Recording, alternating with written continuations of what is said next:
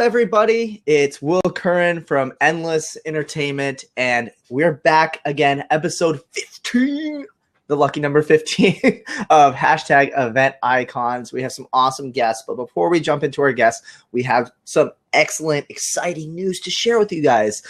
For those who have not tuned into the show before, we do this weekly, or we did do this weekly when we first started, and then we shifted it to monthly. Unfortunately, with my travel schedule and the amount of shows we had going on, it became really difficult for us to do it every single week. But we had some absolutely awesome people out in the community who really wanted to see it come back weekly, and some of them are in the crowd right now. Props to you guys for having so much passion behind it. So we are actually happy to announce that we are going to be bringing back hashtag event icons to weekly starting in the month of June. So starting after our Double Dutch episode, we will actually be doing this show every single week once again. And it wouldn't be possible without two really awesome people, one of which unfortunately could not be here today. He's out on events right now, typical events industry, right? And that is Sean Holiday from Crowd Mics. Sean was very passionate about getting the show going up again. You've seen him in the crowd if you've ever tuned into the show before. So we have mad props to Sean for helping out. But also we have Laura Lopez from Social Tables, who I'm actually she's on the show right now and will be joining us. So I'm going to get her in on the show right now. Laura, exciting to have you here. And Laura was one of the awesome people, just like Sean, who said, we love hashtag event icons. We want to do this every week. What do we have to do to help you, Will? And these guys are just so awesome. And I wanted to give you guys a chance to kind of talk a little bit about what hashtag event icons meant to you and, why you guys wanted to kind of bring it back to weekly. What event icons mean to me? Well, it was a fantastic way to get in touch with the events community one-on-one through a live chat about a specific hot button topic in our industry. So it's a great way to keep the conversation going and really kind of bubble up some of those ideas that are floating around. And then also it's a great way to connect, sort of the mission of event icons is to really connect individual people out in the community to event icons. So it's a great way to encourage that two-way communication. Absolutely. So I was a fan, so I demanded it to come back. Awesome. And if you guys don't remember, what episode was it? Like episode 8 or something like that? Something like that. I was on with Sean, so awesome. We had a lot of fun on that one. Awesome. Super good. And then you also hosted one of them when I was in Panama too, which was awesome. So thank you so much, Laura and Sean. You guys are awesome. So what you're going to be seeing moving forward is Sean might be hosting some weeks, Laura might be hosting, we might be all hosting sometimes. Basically, we're going to turn this into a collaborative experience between all three of us to bring you these awesome people. And we've already started to work on the guest list for the second half of the year. And we can't tell them yet, but it's exciting, isn't it? Yes, it is. And if you have an idea of somebody that we should host, let us know. Use the hashtag. Oh my gosh. Laura froze for me. Did she freeze for the rest of you guys? Oh, say that one more time, Laura. You're back, I think. Kind of cutting in and out. There's somebody. Oh, no. I'm going to refresh. Okay. So we love technology, Blab. We chose to do this experimental platform so much that hopefully we can get her back in here too, because we're having trouble with that a little bit earlier. But let's see. Can we get her in? I'm watching the chat. Hopefully we can get her in here. Awesome. There she is. Welcome back, Laura. So yeah. Tell us what you're saying. Yeah. So I was saying that if you know of somebody that you want to see on an event icons show, tweet us and we'll try and make it happen. Definitely. Yeah, hashtag event icons, get it out there. We'd love to see your ideas. And speaking of collaboration that you're kind of talking about, that's what this show is all about. If you've never tuned into the show, we aren't the typical, we're just going to ask questions to our guests and, it's one-way dialogue. It's all about the multiple dialogues, getting you guys, the audience that's watching this right now, involved. So throughout the show, if you have any questions at all, type /Q in the question pane. You can even do it right now. Type /Q, then your question. And we will actually get it straight into our question pane, and we love to answer it for you. So throughout the show, please do that. And then, Laura, do you want to tell them a little bit about how we want them to share it on social media?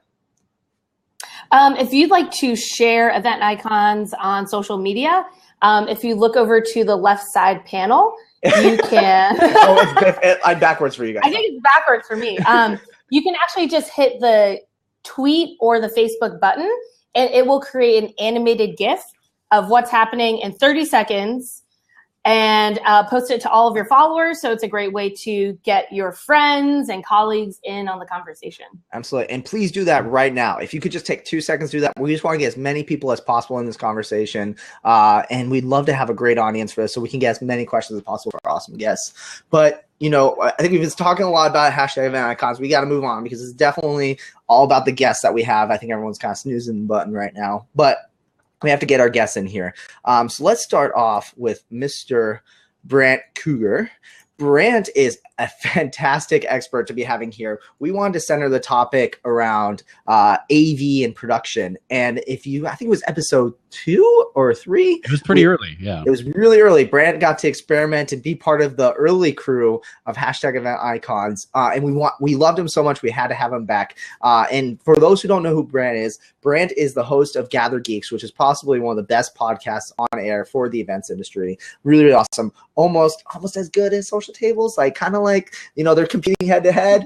So we got a lot of podcast hosters in the house today, but absolutely great podcast that's hosted by Biz Bash and Brandt. And also, if you didn't know, Brandt is also an instructor at the Event Leadership Institute. And I was so excited because Brandt actually invited me to do a hybrid course with him. So if you are looking to learn more about AV, sign up for his class, and you actually get to take in-person element with me. So I'll be able to, you get your hands on the gear, get to play with the faders and everything like that as well. So thank you so much for being here, Brandt. Yeah, thanks for having me. We're really excited about this new hybrid possibilities. I'm looking forward to having because we've done the whole classes like online for a while now. It's like a 5-week, online class. And so, yeah, being able to bring people like yourself in where people can go in and play with the gear and like feel the difference, between a Lico and a PAR and all this kind of fun stuff. Really looking forward to it. Definitely. I'm super stoked for it too. That's like next month, so I'm giddy with excitement. we should probably work on that. Yeah, probably work on that a little bit. Awesome. And then our next guest is Alissa Hurley. Alissa is the most BA marketing manager for FMAV. If you've never heard of FMAV, these guys are like the go-to name for amazing technological experiences in Canada in AV. If you ever heard of FMAV, just does these absolutely massive events. And I was actually talking to Alissa. Was it earlier this week or was it last week? It was last week. Last week we were chatting a little bit and trying to figure out ways that we can collaborate more because, we're getting all the time more and more business in Canada because I think people are just seeing the appeal of all the beautiful spaces that you guys have around there and the amazing cities. So you guys are absolutely doing a crushing thing. The other thing was I wanted to talk about was the Media Lab. So by far one of the coolest names of anything possible, but Media Lab is this project. Alissa, do you want to kind of explain what Media Lab is? I mean, you do such a better job than me. Sure. So Media Lab is a team of content creators. So they create content for events, motion graphics, projection mapping content, things like that. So we have a team across Canada in each one of our offices of graphic designers and motion graphic designers who create the content for events. So all the great moving graphics that you see on big screens, they can really amp up that content beyond the static slide. And so that's a lot of fun. Awesome. I love it. I love it anytime we get to do things differently than just the typical like PowerPoint slides for sure. Yep. Awesome. Well, thank you both so much for being here and being our guests on this show. We really, really appreciate it. Thanks for having us. Yeah. Awesome. And then, I'm going to let Laura kind of take over to answering the first question that we always ask on this show. And the first question here is, what got you both into the events industry? Brandt, do you want to go first? Sure thing. So I actually was a theater major in college. So I majored in technical theater, so lights and sound, and basically, AV plus a little construction work as far as sets and props and things. And right out of school, I got a job with a lighting rental company. And when I was asked to leave that company at one point, I only took one card out of the Rolodex, and that card was the guy that was doing small AV setups for corporate events. And so I started working with him freelance and eventually got hired by a production company here in Minneapolis. Worked there for the next 18 years. And then just about almost 2 years ago now went out on my own. And I'm continuing to do freelance technical production, education, and consulting when it comes to all things technology and events. Awesome. Awesome. Alissa, how about you? So way back several years ago, the year was 1993. And at that time, I had just finished school and I moved to the big city of Toronto. And I was working odd jobs while I was studying public relations. And one of the jobs I had was in a market research firm. You know, where you call people up when they're having dinner and say, who are you going to vote for in the next election and things like that. That was me. So I did that, but they shared an office with a company that produced technology conferences and shows and training. So one day they said, hey, can you help us sell some tickets for this conference? Sure, I'll try that. And then it became, hey, can you help us coordinate this technology conference? And I was like, sure, why not? And the next thing I know, I was the conference coordinator for what was at the time PC World Expo with 10,000 attendees. PC World as in the magazine itself? Yeah. Oh, wow. Awesome. Yeah, so it was the Canadian version of PC World Expo. And so my main job was coordinating all the AV for all of the conference sessions. And at that time, the toughest decision I had to make was between, a big projector, massive projector, really expensive at the time, or those little data projectors that sat on top of an overhead projector. Yeah, so that was my introduction to the industry and to AV. Awesome. Awesome. Very cool. And I think one of the interesting things when we were talking is that you talked about how FMAV wanted to have you on their team because you brought the planner's perspective to AV. Can you talk a little bit about how that's kind of helped you in the past, that you've basically been able to come in thinking like a planner for these clients that are coming in and kind of being on sync with what they're thinking? Yeah, because often AV technical stuff is beyond the scope of the planner. The planner just wants to know it's going to look good, it's going to work, I'm going to look good, my speakers, it's going to work for my speakers, my audience is going to love it, have a wow experience, and really that's kind of their main priorities. Mm-hmm. So it's almost like being that translator between the planner's needs and the technical aspects. So helping them speak the same language. Awesome, awesome. Do you think there's speaking of the language piece, do you think that what is your tip for, if you were to speak to all AV companies right now, what do you wish that all AV companies did a little bit better on, the explaining things element for clients? Well, I think it's explaining how things are going to look and what the experience is going to be. So it's really hard to articulate what that experience is going to be and what the audience is going to feel. So we always try and approach things with a view to what the event objectives are. So what kind of connection are they trying to create with the audience? And how is that going to be conveyed in the AVN production? And helping the planner understand that what we're going to provide helps feed that objective. So we've been actually playing around with different things in terms of visualizations to help the planner understand what we're talking about. When we talk about a blended projection screen, they can actually visualize, and these days we're doing it in virtual reality, they can visualize what that actually will feel like from the participant's perspective. So it's really approaching everything from what does the experience need to be for the participant. Awesome. Very cool. Mm-hmm. And Alissa, you mentioned, the very early technologies of small projectors versus large projectors. And, 2016, technology has come a long, long way. So what do you think are some of the newest technologies that you've seen that are really making an impact and changing the industry?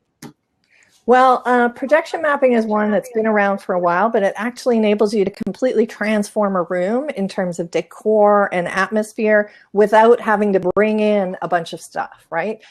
So you can project different environments. So that's pretty cool. And I think it's getting more and more accessible in targeted and focused applications, like a dining table. You can projection map an experience on an individual dining table. And then aside from that, we're totally intrigued with virtual reality, both from helping planners visualize what their event experience is going to be like and being immersed in that, all the way to the future, which we see as streaming content. So there is 360 streaming content these days. So someone participating in a virtual event remotely can actually feel like they're sitting in the audience and look to their right and look to their left and look around them just like they're in the room and completely be immersed in that experience. I love it. And have you used any live streaming technologies lately that you really, really love? So in terms of 360, they're still early in development. Like there was an app that launched earlier this year, I think at South by Southwest, called Live It, which did 360 streaming from events. But the quality, the quality is okay on your phone to look at it, but once you put it into high resolution virtual reality, it's not quite there yet. So things like bandwidth and speed still have to come a long way before we can really stream that 360 content. Interesting. Yeah, definitely. We've done a couple projects where we've seen the 360 element. I think that a lot of times people think it's going to be as simple as a normal live stream, which is, one camera, but they don't realize that there's the element of like, it has to go into servers and be compressed. And, it has a lot to do, but I mean, definitely the technologies, it's coming there. I mean, you look at Samsung and all these different other brands coming in there, making cameras cheaper and cheaper. I think we're almost at the dawn where we almost don't have to go to events anymore. We talked a little bit about that, the live streaming, the element with 4K with the South by Southwest guys. But do you feel like there's a point where 360 eliminates the need for actual attendees? No, absolutely not. Because in a lot of cases, the really important stuff is the stuff that happens between the sessions, the connections that you make with those people and the conversations that start in the session, but continue beyond. And people will always need that. Awesome. And I think Alex asked a great question in the audience. He said, are your clients starting to ask for 360 in VR already, or are you still finding that it's such a leading technology that no one's really quite even thinking about it quite yet? So yes, our clients, so we've led our clients in a lot of cases by showing them their room visualizations in VR. And now we're starting to get prompted more and more. Hey, show us the 360 of this.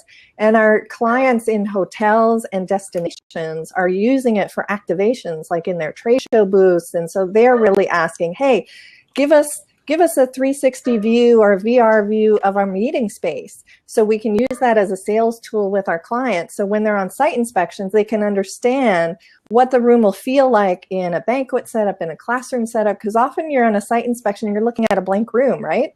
Absolutely. And you could do room sets, but if you can be on the site inspection, stand in the room and look around and visualize what it would look like in a banquet setup or whatever setup you need, it helps to visualize.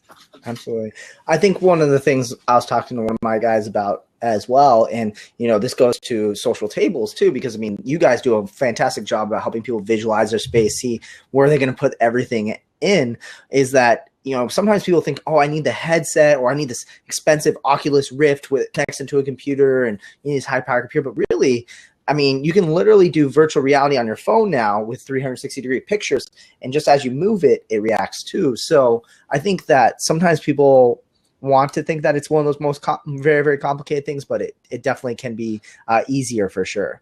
And we got Brandt back, who had to run and make a quick errand, but sorry about that. It's all Welcome back. It's all good. So I kind of want to pivot away from the new bleeding technologies. Well, I guess first, we probably should ask Brandt. Brandt, what do you think is the newest, bleeding technology that you think is changing the events industry? It's flashy, but it's a little bit less flashy. I'm getting more and more excited about VR and AR, but not for like attendee experience, but for back end. So actually using them in the event planning process. Like room diagrams and room things diagrams, like that, right? room mapping, Project Tango, which is Google's like super smart smartphone that has 1 million more sensors and can map a room in 2 minutes. I think that's where we're really going to see a lot of change on the technology side. Is being able to do virtual site visits. Pop on a pair of VR goggles and you're there. You're right there on the property, and instead of looking at a 8x10 glossy catalog of beautiful vistas, you can see them and actually experience them without ever having to leave your office. So I think I'm getting more and more excited by those types of possibilities, both on the marketing and the sales and the measuring and the making sure that everything is the right size and the ceilings aren't actually 2 feet shorter than they are in the diagram. All of those kinds of things I think are really going to help. That's awesome. I think it's hilarious, by the way. We didn't rehearse that at all, that you guys came in alignment perfectly with the same technologies and didn't even see each other. So I thought that was fantastic. Brandt, Alissa said the exact same thing as you. So that's fantastic. Should I pick something different? No, you're going to do good. Yeah. So to flip from the exciting technology to something I think that not a lot of people want to talk about, but is there any pieces of event technology that should be like discontinued, like stop using them? This should be obsolete by now. Alissa, you want to go ahead? Well, it's really basic and it's not even technology, but like the 4x3 dimensions of, projection, like 4x3 should just be outlawed. If people can't do it 16:9, like if we see another slide deck that's 4x3, we'll just die, I think. So, so that's the one. PowerPoint should just eliminate it. So that's what I have. It's not necessarily technology. Well, it is kind of, but yeah, that should be eliminated. Awesome. I love it. I was going to say the same thing. Brandt, how about you? I don't think there's any technologies that should be banned. I mean, that's a great example of something that should be phased out. At the very least, it's not the default anymore. It used to be the default, and that's the problem. Is you can tell how old a person's version of PowerPoint is by what they deliver. If it comes out 4.3, you know that it's 2010 or earlier. If it's anything, if it comes out 16.9, then they've got 2013 and beyond. But I always like to say that I would rather see old technology used well than new technology used just for the sake of it being new. So I don't think you should ever say, we should never use overhead projectors again, because I've seen some really engaging speakers that used overhead projectors. Now, we could try and push them towards, an overhead camera or digital whiteboard or something. We can try and use more modern versions of the same technology, but don't necessarily out of hand write off any piece of technology, I don't think. Absolutely. Laura, what about you? Is there anything that you've kind of seen that's you're kind of like, why do they even do this? Yeah. It's funny, actually, Alex put in the chat, you putting social media capabilities in event apps. I think that, I'm not saying that event apps need to go away, but I think they really need to be innovated. Because there's so many different kinds. There's a lot of options.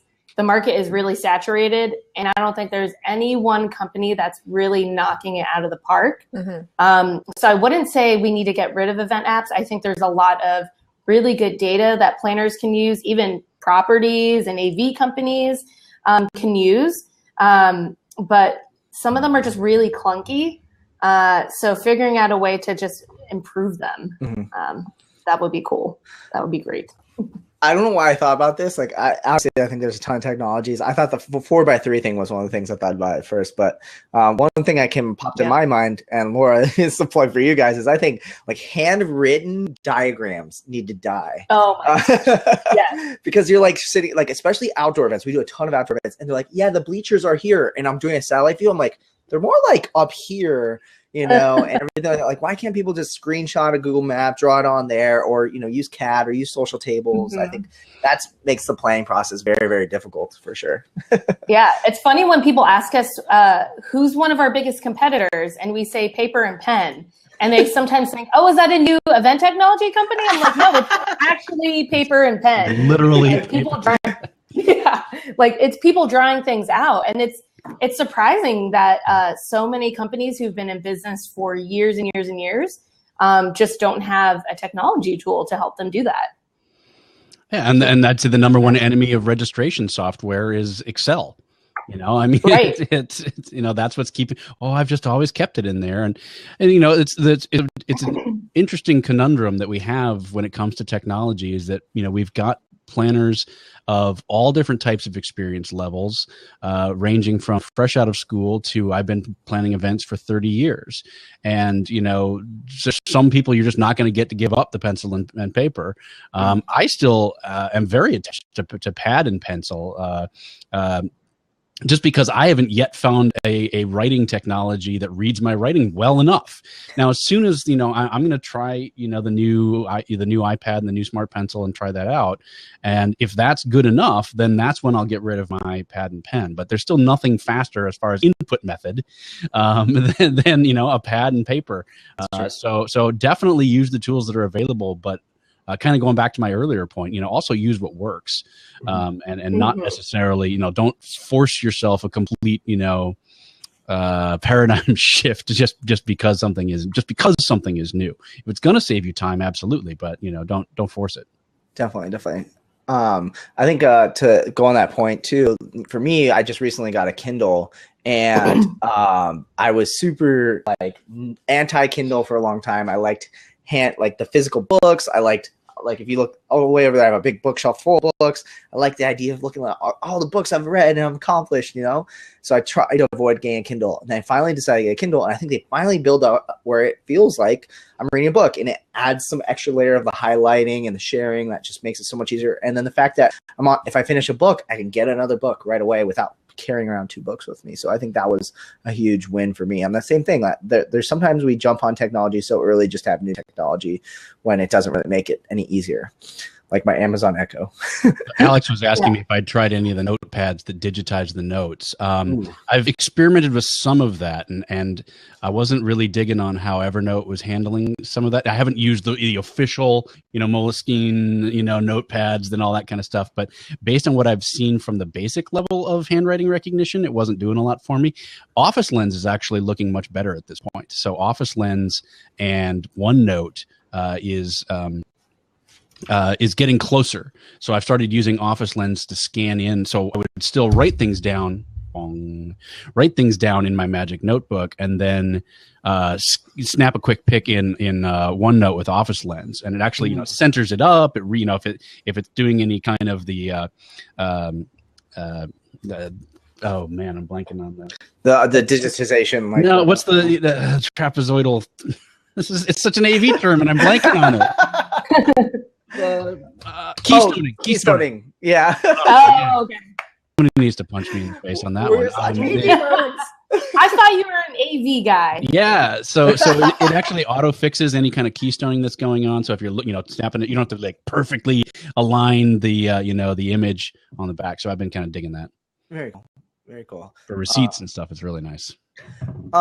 So Brandt, you get in front of a lot of different people with ELI, and I'll kind of let Laura handle the second half of this, but when you're dealing with such a diverse amount of people, how do you convince them this idea that I love your philosophy. It's like, hey, pick what works and everything like that. But how do you tell people sometimes where they're using things that aren't working, but then they need to upgrade, but then you have those people who are like, hey, maybe you're going too high end. How do you have this how do you teach all this big diverse audience, what to do exactly and utilize your advice? Well, for those specific cases, you need to be able to demonstrate, look, this is how it's going to improve your life. These are the things that you can't do in Excel. These are the things that, you're going to be able to get out of it for, yes, maybe there's a learning curve where it might take a while to learn the product a little bit better and learn how to use those particular features. But in the end, here's all the things that you're going to get out of it and how it's going to make your life easier. That's really the challenge of a lot of, event tech companies, is being able to show why their product is going to make planners' lives better. Mm-hmm. It's easy to say, we've got data, we've got metrics, we've got, okay, great. But, what exactly is it going to do to make my life better? Absolutely. And same thing I think goes for AV. It's like, if we're going to bring in these other elements of, moving headlights or something like that, being able to show, okay, this is how it's going to make your event look. This is what's going to be, and for the most part, we are all attending other events and attending conferences and things like that. Like you go to WEC last year, The production that Freeman rolled out for that was incredible. I mean, I think they had every possible kind of light on the show, just I was trying to take pictures of it to be like, just so I had an example of every kind of light. I think, learning from watching other people helps get over kind of the new technology humps, but then also being shown specifically how is it going to improve your life by using these new products. Absolutely. And so to follow up on that, so you've obviously shown the value to them and their event, what it can do for them. But I'm sure you probably run into this fairly often. But what do you do when you run into the situation where a planner says, you know what, AV's too expensive? Why do you think they say that? And what's a way that you can sort of change their mind? The way that I try and explain, when I hear that comment of AV's too expensive, is there's a lot of different reasons why that could be. Sometimes the in-house AV gets a bad rep of being incredibly expensive. I think there's a time and a place for everybody, right? I think there's a time and a place for in-house. You use that in the same way that you would buy a candy bar from the lobby of the hotel, right? It's convenience. You can get that same candy bar down the street from the 7-Eleven for $2, and in the hotel lobby bar, it's $9. Why? Because it's in the hotel lobby bar, and it's right there, and you can put it to your master account, and you don't have to think about it, and you want to get that candy bar, and it's bar time, so you don't want to go down to the 7-Eleven. So you can absolutely apply the same principle to like in-house AV. There's a premium that you're paying for having it right there and having the ability to be, oh man, we need to add another mic, and not having to run back to the warehouse to get it. So you're paying for convenience, you're paying for that. Now, beyond that, the second half of that question is always, well, why is it so vastly different from property to property? It's a PSAV property here, it's a PSAV property here. Why is this one so much more expensive? And that's because the properties negotiate individual contracts with PSAV or whoever the in-house is on a property by property basis. And so the commission structure and all that kind of stuff is completely different from property to property. And so, you could be at an Encore property in San Diego and get the exact same equipment in another city, and it's twice as expensive. And then the final point that I'll throw on that is that sometimes, and this is, on the AV side, we're not 100% confident that exactly what you want. And so we're going to bring more gear than you might need. And this is where I feel it's so important to do on the education side. And that's what I've been focusing on a lot, is if you have a planner that knows how to engage with your AV company and have an honest discussion and say, this is what I need and this is why I need it, they're going to be more confident that you're getting exactly what you want and what you need. And so they're not going to be as inclined, and I'm not saying they're trying to take advantage of you or anything like that, but they might overbid the event because they don't want to take the chance of you looking like, of them looking like crap, actually. So they're going to overbid your event. So the more knowledgeable that planners are when it comes to learning the basics of AV, the fundamentals, you don't have to know the PRX J40 projector, but, just knowing what, the different types of projectors and things, and then being able to show your AV company, what you're talking about, or at least can fake it well enough. And they're going to be more inclined to not overbid. So those kind of three things, I think, all revolve around that question of why is AV so expensive. I'll echo a lot of what you're saying. I mean, so I'll put on my AV provider hat, and I think that definitely we a lot of times when someone comes to us and says, hey, this is what we need, we have 4 day conference coming up with the general session, 4 breakout rooms. We're going to put the things that we want the show to run the best, and we think we're going to make your show look the best. Then we're going to come in there, and a lot of times why we do our quote walkthroughs with our clients to walk them through line by line is we go, hey, we're going to have a switcher in here. And they're like, oh, you know what? We actually just unplug the projector and plug it back into something else. And we're like, oh, great. Well, that saves you $300 right there. Like that. It's not going to look as pretty getting this transitions and things like that. Or, you can't flip it back and forth between laptops really easily. But, we found that, hey, we just saved you $300. And if that's what's important to you, that's what we want to do. And I think a lot of times, like you said, and we always want to go high, because the last thing we want to do is be that company that comes in and does everything like bare bones. And then it turns out you wanted a switcher, you wanted all these things like that. And then I just want to give you like 4 million props right now for the candy bar analogy, because I thought that was fantastic. So yeah, and what's funny is that frequently ties into how busy a planner is too. Like, it's not even about the money, and you know that it tends to be the people that have the least money to spare are the ones that wind up using the in-house AV the most. More just because they don't have time to engage a full AV partner, and you know they feel like they have to manage them. You know, I'm not even saying that that's true, but that's the feeling that I've gotten from them of like, you know, I just you know, I can't handle getting multiple bids, and it's just so much easier to use the in-house AV, and they're right there just in case anything goes wrong. And so, yeah, you'd think the big corporations that have the money to burn would be the ones that would be most likely to use the most expensive solution, but that's not the case at all. very interesting. Very interesting. And then at what point do you think that it's wise for a planner to involve an AV company when they're planning their event? What's an appropriate like a third party? Third party, or even their in-house folks? As early as possible. When I was still working for a production company, and even now to a certain extent on my own, I would beg, and I'm sure you'd feel the same way about this. I would beg to be involved in contract negotiations with the venue. Mm-hmm. You know, we would say, so at the company I used to work for, we'd say, please let us just look over your contract before you sign it. We won't charge you anything. Just let us have a look at it. We know we haven't got the business for sure next year, but we know you're already looking a year out or 2 years out at the venue because they have to. So, let us just take a look at that and look for those hidden fees, those outside vendor charges, those, mystery freight elevator charges and rigging charges. And then we'll do our best to help you negotiate those away before we even start thinking about AV, 6 months down the road from now. So it's definitely, as early as possible. And then the more that they know about, theming and stuff like that, before we even get, a lot of times the AV, is engaged after everything's been decided. But sometimes we might be able to help, guide you down a certain road while you're still at the idea stage, while you're still at the brainstorming stage. If we've got these 4 or 5 different themes that we might apply to our conference. Absolutely. So I want to do that same thing we did for that first question that you answered the VR thing. I want to do it to Alissa now. Alissa, when do you think that an AV company should be involved in the planning process for an event? I know we're having some connectivity issues. Can you hear us? Alissa, can you hear us? We love Blab. Oh no. Oh no. But she can't hear us.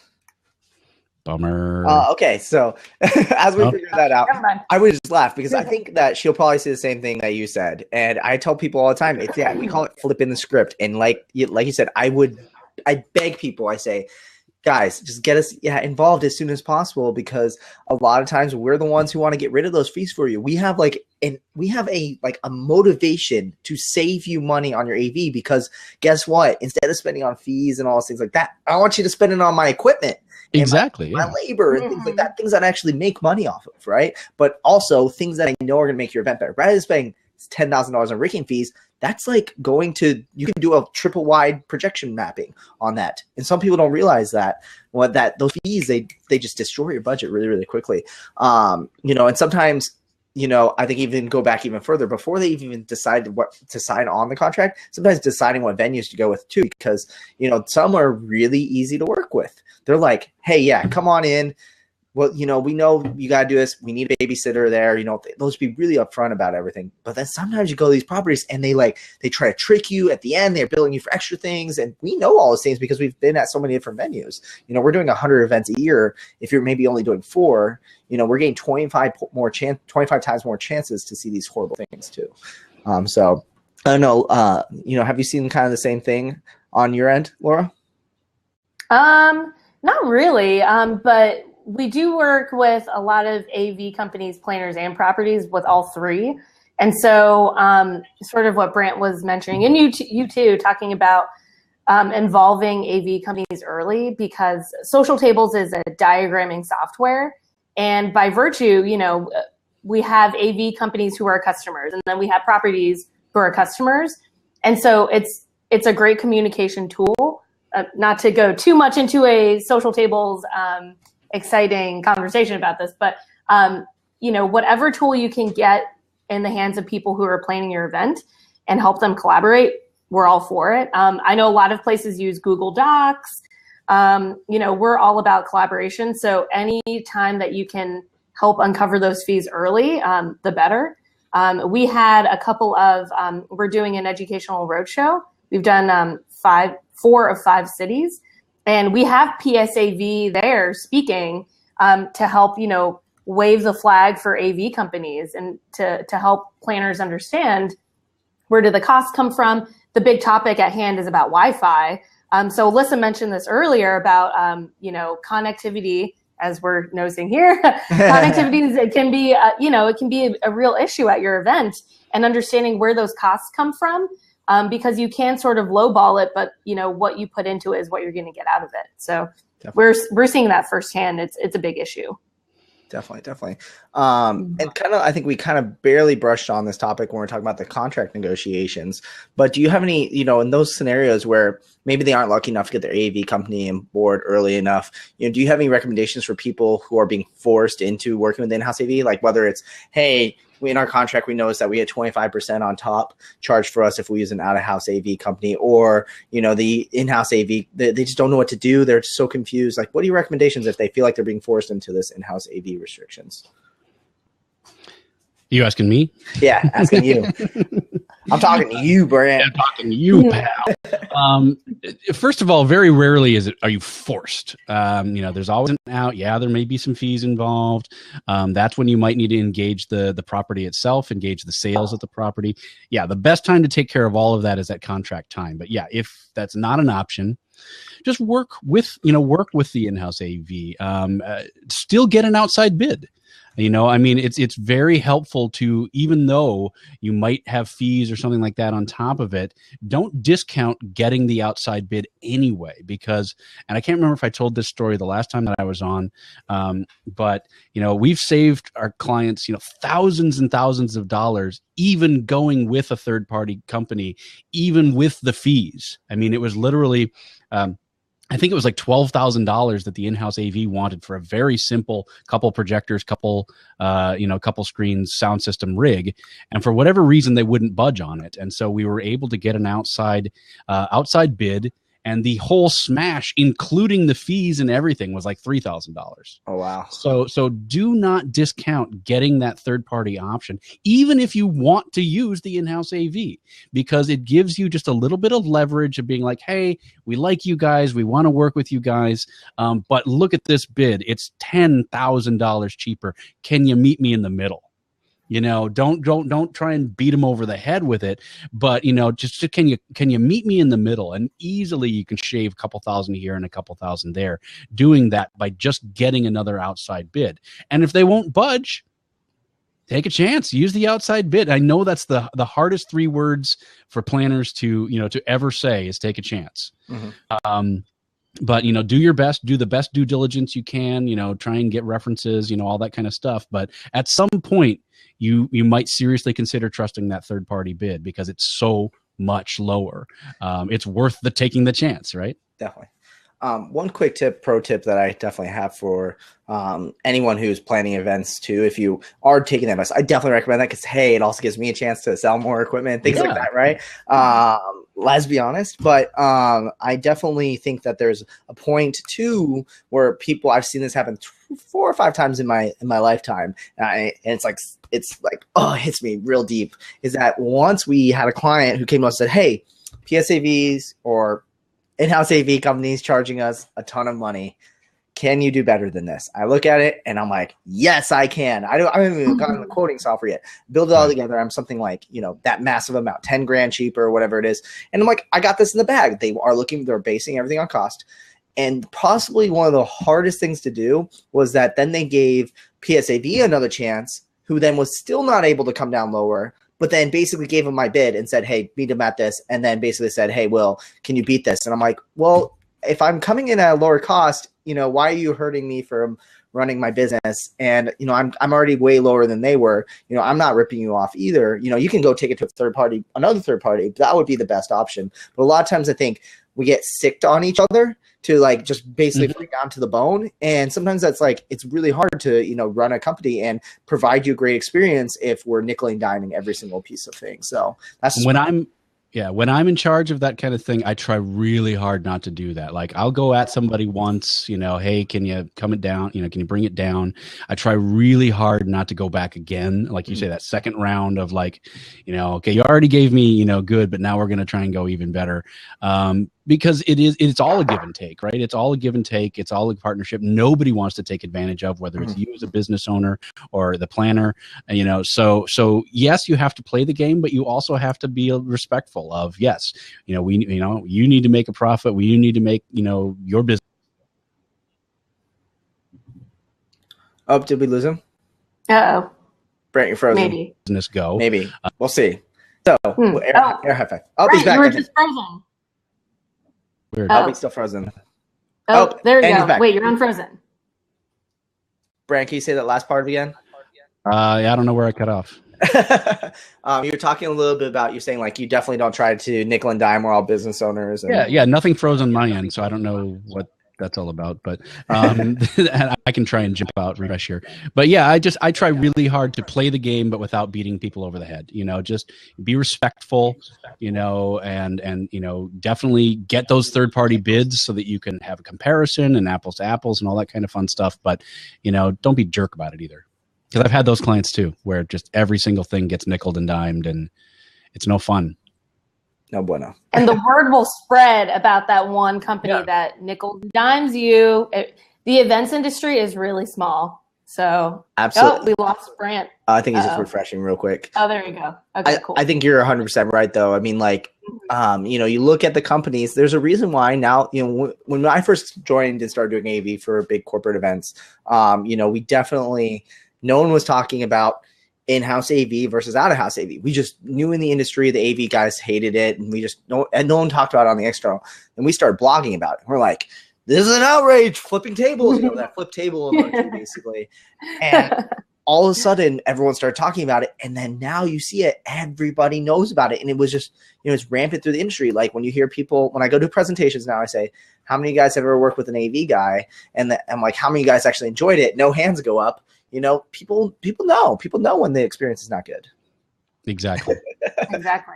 So Brandt, when you were cut off, I mentioned that the events industry is just way too small, and your reputation will travel far and wide, more so than you even imagine. So Will was just sort of echoing that. I get asked that a lot in my classes. Like, everybody's got a horror story, right? Of where they got taken advantage of.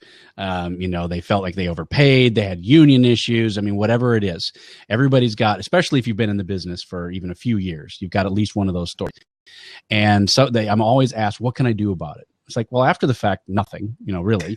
You can try and watch out for it in the contracts coming up, but tell everyone in this room who that company was. So when you have one of those negative experiences, and it's an honest to goodness, it wasn't a fluke, you can tell when something's, systemic versus, just a one-off oops or a bad, you got a bad tech that day who had a bad day, you can tell these things. So I said, just tell your friends. You go to WEC and you say, I had a terrible time with this company at this property. So be really careful if you're going to go there in the future. Definitely. Awesome. Absolutely. I love it. Well, I kind of want to start wrapping things up since we're getting down to like the last hour or so. Laura, do you want to kind of handle that second to last question? Yeah. So Brandt, I'm interested to know, what is one tip you have for planners in 2016? One piece of advice for them. You only get one. It's got to be different than the one last time. I don't remember what I said last time. No repeat. No. Honestly, I keep going back to it. Getting that second bid is incredibly important when it comes to AV. It's not flashy. It's not, a fancy piece of event tech, but it helps it just helps the process so much, getting third-party bids wherever you're going, because it's gonna expose you to new people. It's gonna expose you to new ideas. We all get stuck within ruts, and as much as I might love a partner, I mean, I've had those AV companies where it's like, I want these guys on every one of my shows because I know they're going to kill it. And then we go out and we have great time afterwards drinking margaritas. So, but you still have to every now and then get that third party. Actually, as Mahogany Jones says, keep it fresh. That's what I mean. That's Yes. That's exactly Yes. it. You need to keep those third party options open. And it's not that they're going to start taking advantage of you, but you need to keep them honest. You need to keep people, even your best partners. You need to get those outside bids and just keep the fresh energy coming in to your event. So I know it's not flashy, but that's the best cost savings possibility and the best way to keep your events fresh. Absolutely. Laura, do you have any advice? Oh, no. Wait. Could you repeat the question? Oh, the one piece of advice for 2016. Oh, that question. Oh, okay. I thought you'd ask. One tip. Again, it's not really a huge, amazing. Oh no, I think I'm frozen. No, you're good. Wait. Okay. There we go. Wait, your screen is frozen. Oh, well, anyways, I would say, again, not very flashy, but find as many places to collaborate as possible and use the tools that are out there. If you're doing things the old school way and it's just you've become really complacent and you're working with a planner and the planner is just, maybe they're not openly complaining, but maybe they're suggesting different ways to do things and different tools, might be a good opportunity to try a new tool. Because I think the more communication that's there and the more collaboration that is there, there's going to be fewer opportunities for there to be a miscommunication. And I think what Brandt was mentioning earlier, where, sometimes a planner doesn't know what they want, it's just another piece of insurance that you can have. And it's something really small. It's just increasing the collaboration, increasing the lines of communication. I'm actually a fan just personally of over communicating till people understand exactly what I want. And so I think that mentality needs to be adapted for planners working with AV companies. Awesome. Mm-hmm. I guess if I were to have one piece of advice, I feel like I could give a piece of advice every episode, but one thing is don't discount face-to-face communication too. I think a lot of times, especially for the planners who are doing stuff all over the country, a lot of times it's very easy to fall into the trap of just doing things over the phone, over email. But like for Endless, we made a big point this year to do a lot of video conferencing with our clients. So even if you're hopping on like a demo for us to explain our services or initial consult, or even we're just hopping on a quick update call right before the event, let's go on the video chat because we can see each other's emotions. We can see how we're smiling, and then it's also, there's a lot of times everyone's had it. That one client that you've never met and seen in person, you see them on site and you're like, John, it gets away from that awkwardness. So I think using things like video chat, FaceTime, Skype, as much as possible to avoid that awkwardness. And I guess my favorite question, I think I love answering at the end so we can data dump basically at this point, is Brandt and Laura. Do you guys have any awesome favorite resources or tools that you want to share with everybody, whether they're ebooks, actual books, cool tools you found, the Moleskin notebooks, Hydro Flask, awesome water bottles that keep your water cool all the time. That's not a sponsored thing. And that sort of stuff. What cool stuff do you guys have to share? And I guess we'll start with Brandt. What cool resources do you want to share with everybody? Yeah, as far as new stuff goes, I've been trying out, again, not very flashy, but I've been trying out some new invoicing software. Awesome. Ooh, fun. That's tough. I mean, it's this idea of you're going back and you're doing things in Excel spreadsheets and printing it out yourself. And it doesn't do everything that I want it to do, but the aggregate of all of the things that it was actually saving me time on was definitely worth it. So little things like that. I've got. Can you say what the invoicing software was? Sure. It's FreshBooks. And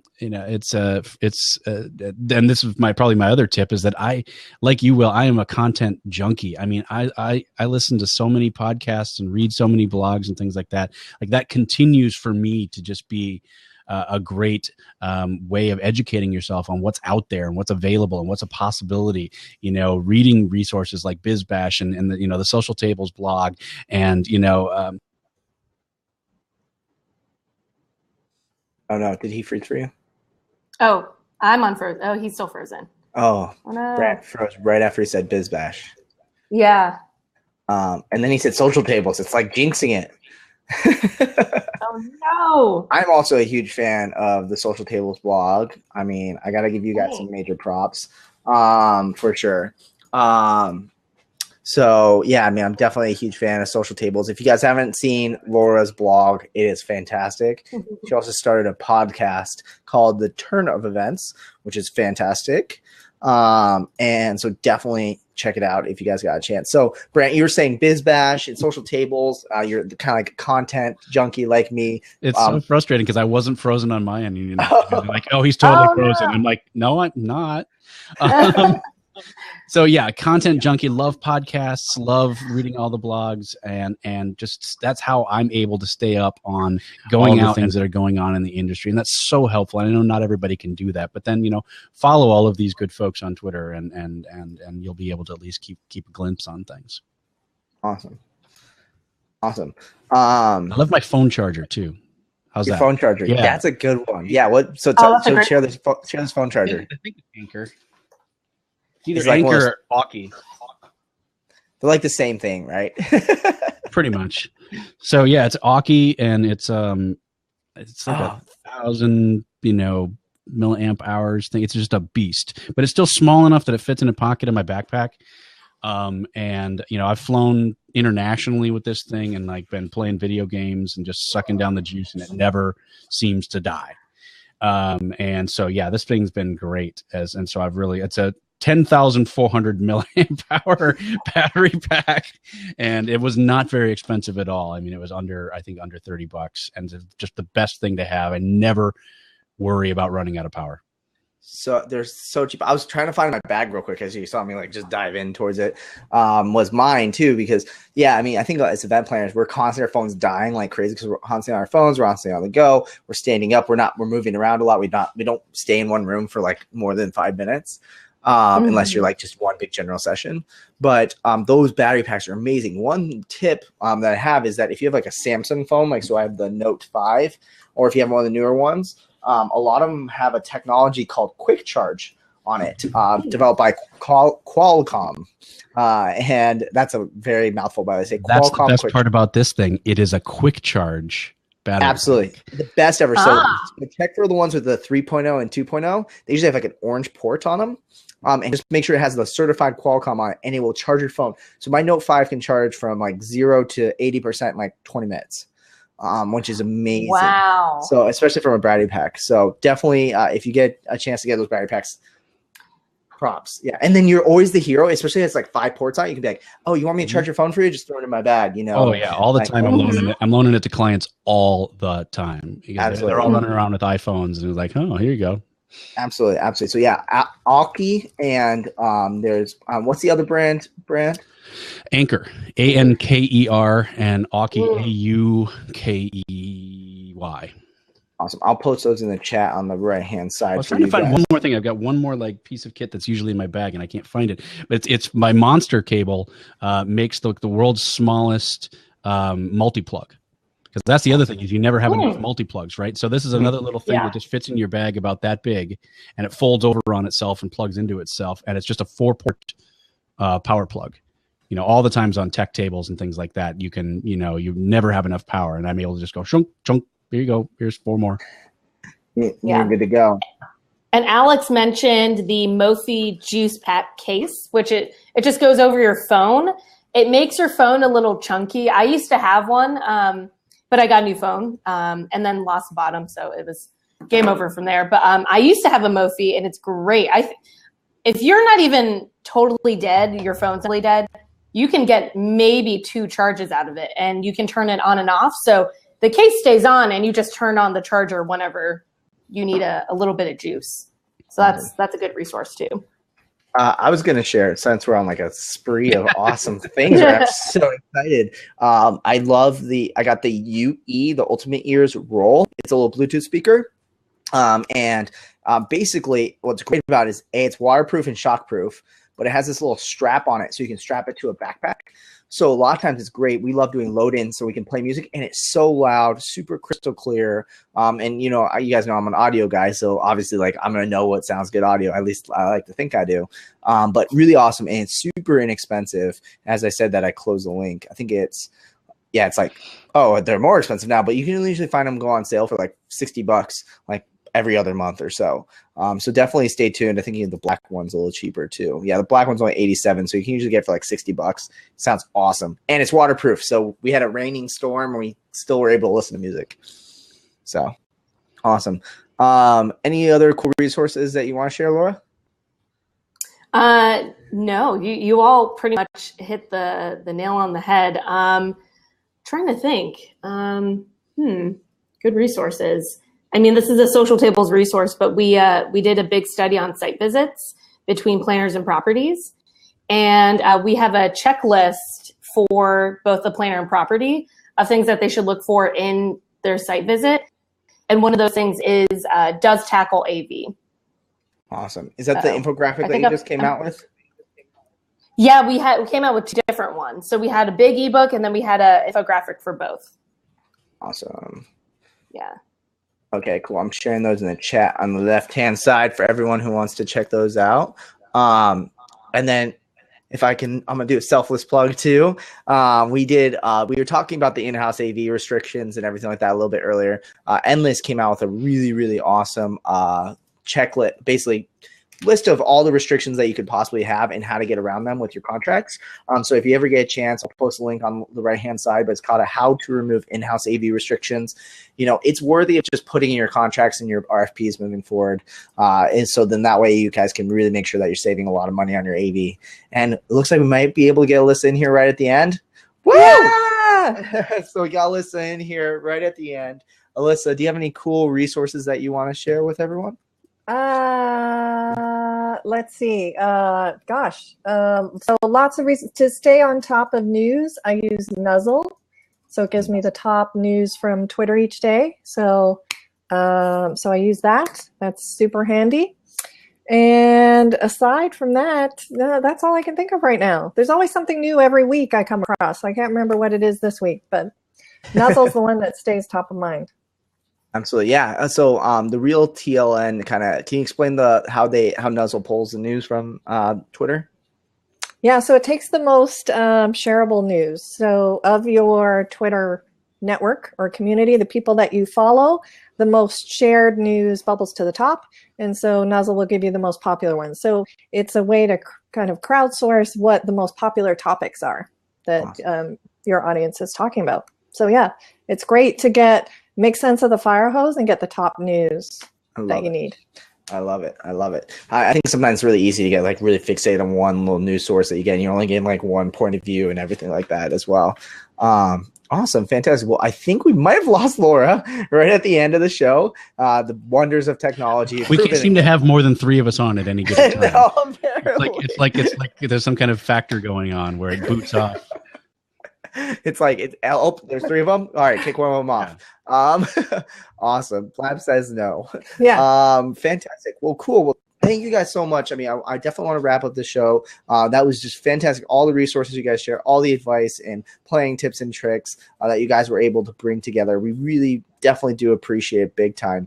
And if you guys are interested in hearing more from Brandt and Alissa, definitely check out our blog. It's helloendless.com/blog. I'll post it over in the chat on the right-hand side. We'll be posting the recording of this with all of the links to the resources and also their contact information as well. So one more time, if we could get a huge round of applause for our amazing guests, Brandt and Alissa, thank you so much. And Laura, wherever you are.